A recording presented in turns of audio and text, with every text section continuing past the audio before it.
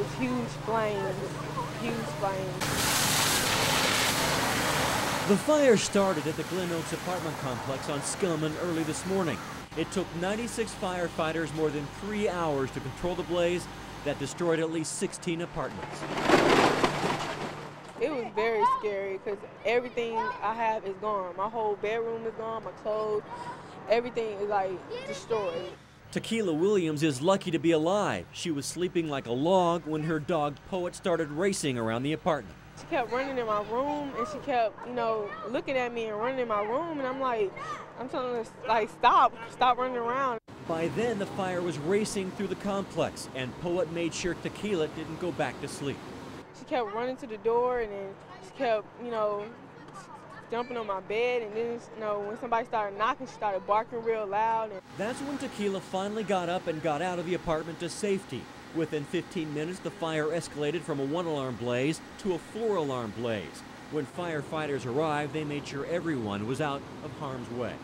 Our real concern at 5:30 in the morning when this fire came in was actually rescue. So our number one concern was not so much putting out the fire, it was making sure that everyone was safe and accounted for. This morning, fire crews were still mopping up and putting out hot spots.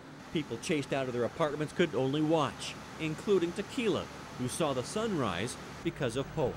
And if it wasn't for her, I probably still would have been asleep. I would have never heard people knocking on the door. More than 400 troops stationed at Fort Hood marched to duty today. Their mission, medical and engineering support for the soldiers already in Southwest Asia and the ones that will almost surely follow. Diagonally left behind him is Chuck. Angelina Glass and her husband Charles have been married for a month. Her t-shirt says it all. Very difficult. It's been very on-off, very hard. I think I've been crying so much I can't cry anymore. What's kind of your hopes and feelings today? For Charles, Fort Hood is his first military home and the first time he's been deployed. Kind of nervous not knowing what to expect. I mean, I know it's a long ride and all that other stuff, but right now I'm just mainly worried about my wife and kids. Hopefully that they'll do all right while I'm gone. So. Military officials say the troops may be gone for 6 months to a year. It's such a shame they have to go so far away.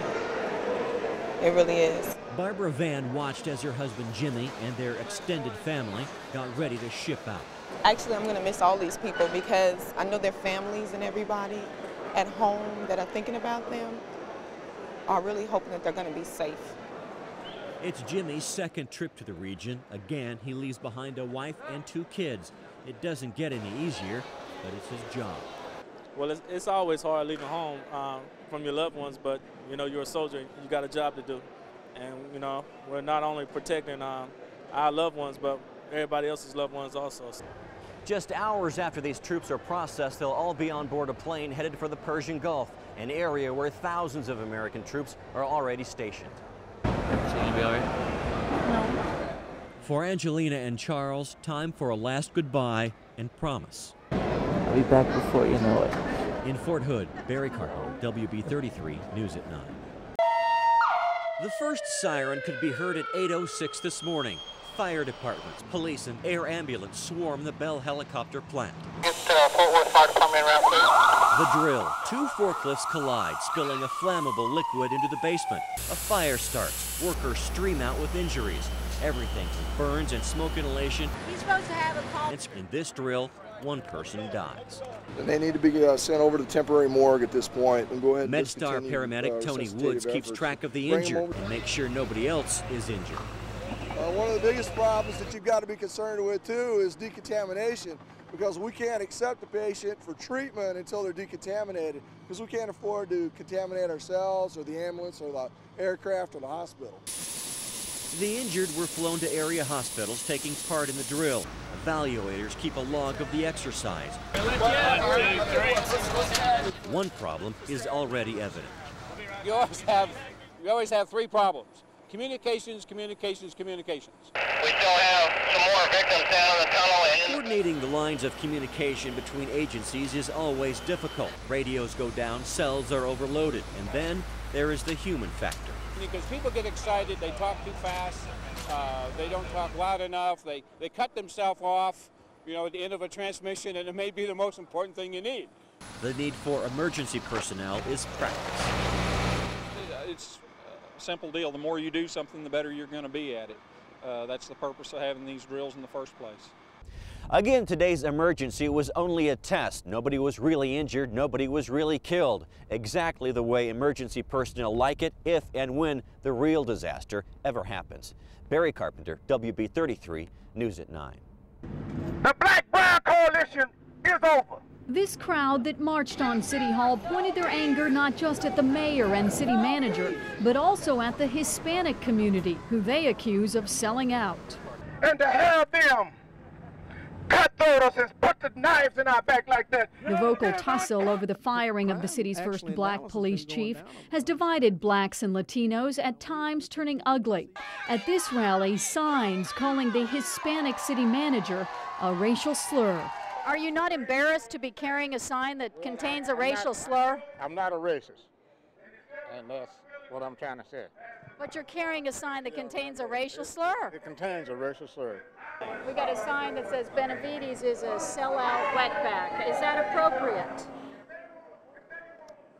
Well, it's on there, so I mean, if it's on there, it must be justifiable. That's the way they want to appear, and if they have no shame, so be it. And then they wonder why they're hated.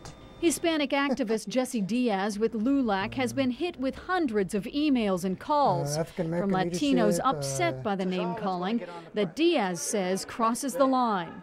It's sad. It makes the African American community look bad. They should be ashamed about this. She's a bigot! Yeah! Diaz says it's hypocritical, a double standard for those to call the mayor a racist, yet not oppose signs racially demeaning to Hispanics. Do you feel that the African American community has been unfair to the Hispanic community? Some wanted no part in trying to explain the signs. This woman used it to block our camera. And we need to start looking now at a black. Perceived racism has also cropped up in the selection of a new chief. We showed Diaz video where a woman tells the city manager the next chief needs to be black, with no mention of qualifications. Well, it's bigotry and it's racism in the highest standard. You know, people preach about racism and bigotry, and here it is. Hispanic leaders are now calling on the leadership in the black community to stop the hate speech and offer an apology for all of what's been said. Come on, you know, this has to stop. You know, we don't talk to them that way. But so far, no apologies are being offered. With those Hispanics who have participated in this lynching. Only more ugly comments that will continue to divide two communities. Dawn Tongish, WB33 News at 9. He loves being here. Many pet owners give in to their dogs' every bark and their cats' every meow.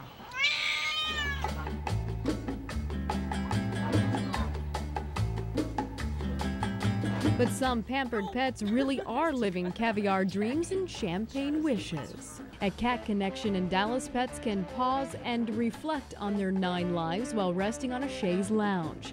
Watch lovebirds from their cat condos, spy on the resident mice, or let their troubles melt away while getting a massage or being groomed.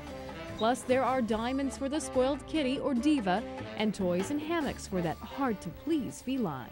It's all about pampering. It's all about luxury for the cat. For the cat who has everything and hasn't quite mastered a leash, she too can enjoy a beautiful day like this strolling along in her cat stroller, but it'll cost you 300 big ones. And people seem to really go for those more than the lower end. However, these fat cats are not the only furry critters getting the royal treatment. Dogs also enjoy some of the fringe benefits. Just ask George, who's a regular pet stylist, Dawn Byford. Come on, baby. Come on, let's get you fluff dried.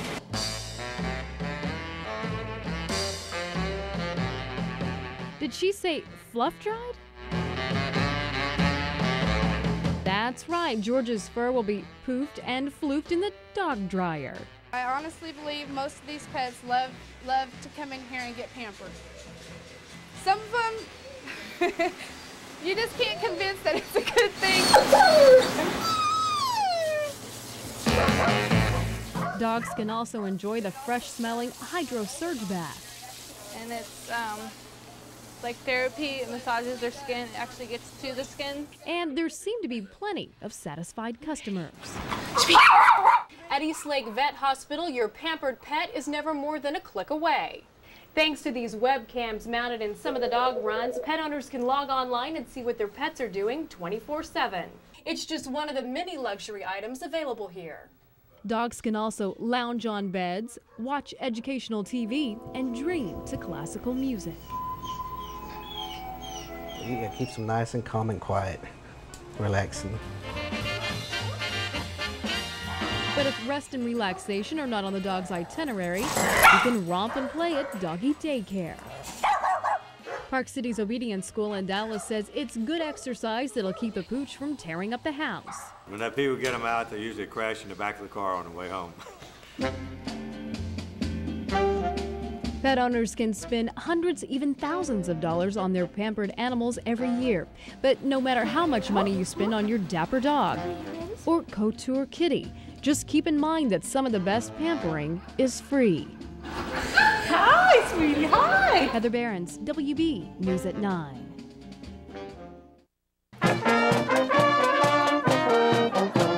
This looks like an ordinary parade, complete with a marching band, floats, little kids, and even a few furry friends.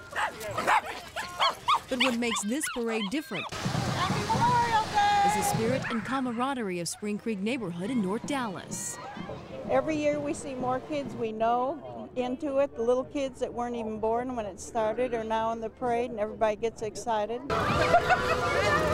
Children and adults have been walking the mile-long parade each Memorial Day for the past 9 years. The enthusiasm surrounding it continues to grow. In fact, it's not uncommon to see 3 or 4 generations of family watching the colorful celebration go by.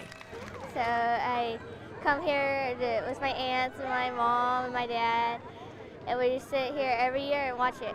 The neighborhood says it started this parade because it wanted to teach its children about the importance of Memorial Day.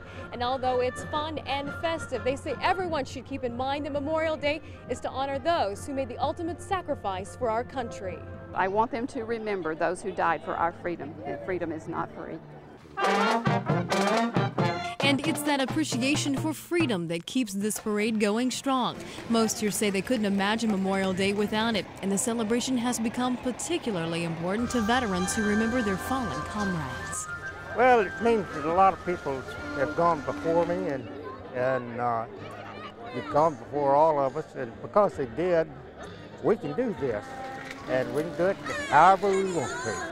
And not everybody in the world can say that. Heather Behrens, WB33 News at 9.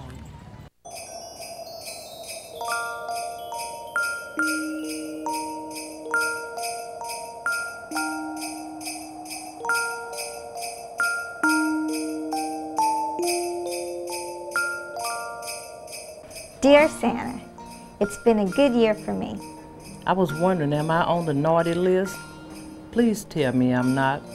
There are kids that honestly and actually believe in Santa, and they have faith that he's going to come and see them. And we like to help him. We like to help him communicate with the kids. Dear Santa, I want 2 things for Christmas. They are a jingle bell from your sleigh, and for my family to spend more time together. I picked the letter because of the sentiment, not for individual things, not for toys and stuff, but primarily for her family to spend time together. Dear Santa, I have been acting fair because I have done bad and good things. I know this is a lot to ask for, but can I have something to give to Valerie? If yes, can you get her something nice and wrap it up for me? Evidently, he must be sweet on this little girl, and he wanted to give her a Christmas gift. It's amazing that that so many letters find us, but they're being answered and they're being responded to. I hope to get for Christmas a PlayStation 2 and games. This will set you back about $300.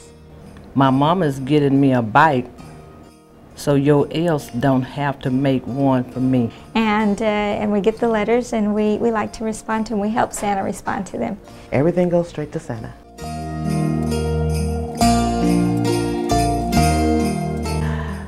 I would just like to say Merry Christmas from the Postal family and from Santa Claus.